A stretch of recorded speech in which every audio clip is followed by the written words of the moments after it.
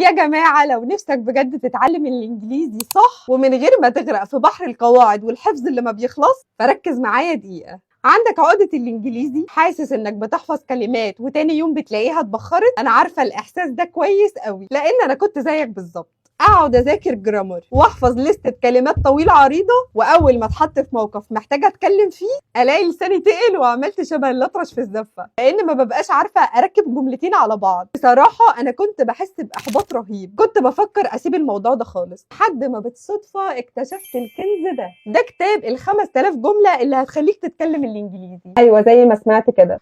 الكتاب ده فكرته عبقرية وبسيطة جدا، بدل ما تتعب نفسك وتحفظ كلمات لوحدها تيجي تستخدمها فتلاقي نفسك مش عارف. الكتاب ده بيخليك تحفظ جمل كاملة، الجمل اللي الأجانب نفسهم بيستخدموها في كلامهم كل يوم. عارف ده معناه إيه؟ معناه إنك مش بتحفظ كلمة وخلاص، لأ أنت بتتعلم الكلمة دي بتستخدم إزاي بالظبط وكمان في أنهي موقف، يعني أنت بتفهمها جوه سياقها الطبيعي فبتعرف معناها الصح وإزاي توظفها في كلامك. ومع التكرار وحفظ الجمل القواعد بتدخل دماغك كده لوحدها، تلاقي نفسك بتتكلم صح، وده من غير ما تحس انك بتذاكر جرامر اصلا. الموضوع بيبقى تلقائي اكتر بكتير. كتاب ال 5000 جمله مش بيجيلك لوحده، ده بيجيلك مع مجموعه كتب متكامله كلهم اهم من بعض، بس بالنسبه لي اهم كتاب هو خريطه التعلم، لان جواه خريطه كامله تفهمك تبدا ازاي وتمشي منين لفين. لسه المفاجآت ما خلصتش، كمان المجموعه كلها مسجله بامريكان اكسنت، والاحلى من كل ده ان الكتاب فيه 5000 جملة. انت متخيل الرقم؟ بيغطي تقريبا كل المواقف اليومية اللي ممكن تتعرض لها من اول ما بتصحى الصبح لحد ما تنام، في الشغل، في الشارع، مع اصحابك، لو بتسافر، كل حاجة. انا بكلمكم عن تجربة شخصية، الكتاب ده فعلا نقلة نوعية في تعلم الانجليزي، وده بالنسبة لي وبالنسبة لناس كتير اعرفهم وجربوه وشكروا فيه. طب مستني ايه؟ لو عايز تختصر الطريق على نفسك وتبدا تتكلم انجليزي بجد كمان بكل ثقه، يبقى لازم تجرب الكتاب ده فورا. انا سايبه لكم اللينك اللي تقدروا تطلبوه منه تحت الفيديو او في البايو على حسب المنصه. دوس على اللينك واطلب نسختك دلوقتي وابدا رحلتك الصح مع الانجليزي. صدقني خطوه زي دي هتفرق معاك جدا ومش هتندم عليها ابدا. يلا بالتوفيق لكم كلكم، واشوفكم قريب وانتوا بتتكلموا انجليزي بطلاقه. سلام.